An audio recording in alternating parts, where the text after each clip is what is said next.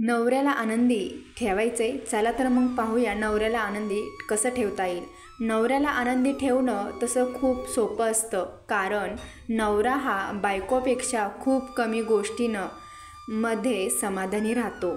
त्याला बायकोकडून खूप अपेक्षा नसतात. श्री स्वामी समर्थ. श्री गुरुदेव दत्त.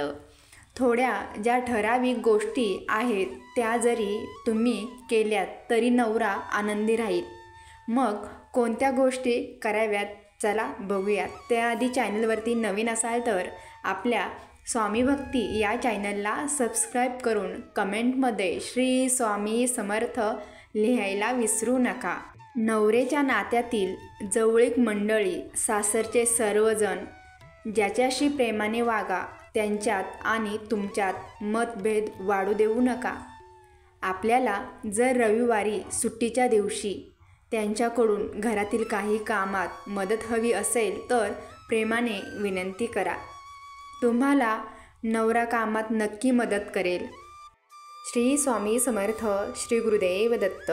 घरातल्या परिस्थितीचं रडगाणं त्यांच्यासमोर दुसऱ्यांकडे कधीही गाऊ नये.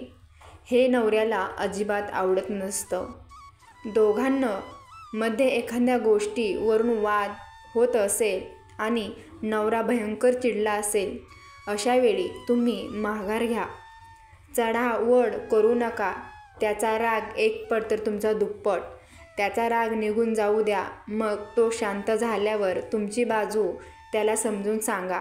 बघा, तो नक्की तुम्हाला समजून घेण्याचा प्रयत्न करेल. तो कोठे जात आहे, तो काय करत आहे, तो कोणाशी बोलत आहे, तो कोणत्या मित्रासोबत जात आहे, असे प्रश्न सतत त्याला विचारत जाऊ नका. तुम्ही जर त्याला व्यवस्थित समजून घेता असे त्याला वाटले तर तो स्वतःच तुम्हाला प्रत्येक अवश्य माहिती जी तुम्हाला समजणे आहे, तो तुमचा हक्क आहे, ती सर्व माहिती तुम्हाला देईल. त्यासाठी तुम्ही ते स्थान नवरेच्या मनात आधी निर्माण करा. श्री स्वामी समर्थ. श्री गुरुदेव दत्त. त्यांच्या आवडीनिवडी जाणून घ्यायचा प्रयत्न करा. अधूनमधून त्याला आवडणारे खाद्यपदार्थ घरी स्वतः बनवून त्याला खाऊ घाला. जमत नसेल तर ती शिकून घ्या. माझ्या नवऱ्याला तर चविष्ट जेवण, खाद्यपदार्थ खाण्याची खूप आवड आहे. मी त्याला आवडते तसं जेवण बनवायला शिकून घेईल सासूबाईंकडून. आपल्यामुळं त्याला समाजात मान खाली घालावी लागेल असे कृत्य कधीच करू नका. 4 लोकात त्याचा अपमान होईल असे तुम्ही कधीच वागू नका. श्री स्वामी समर्थ. श्री गुरुदेव दत्त. वारंवार त्यांच्यावर आपला हक्क गाजवू नका. त्याला कमीपणा लेखू नका.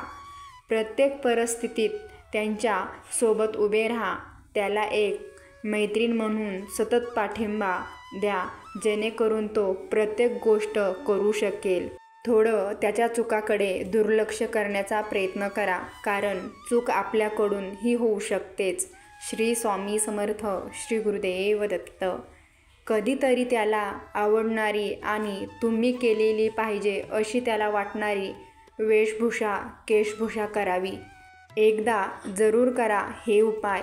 तुमचा नवरा नक्की आनंदी होईल आणि तुमचं नातं अजून घट्ट होईल. श्री स्वामी समर्थ. श्री गुरुदेव दत्त. पूर्ण व्हिडिओ पाहिल्याबद्दल मनापासून आभारी आहे.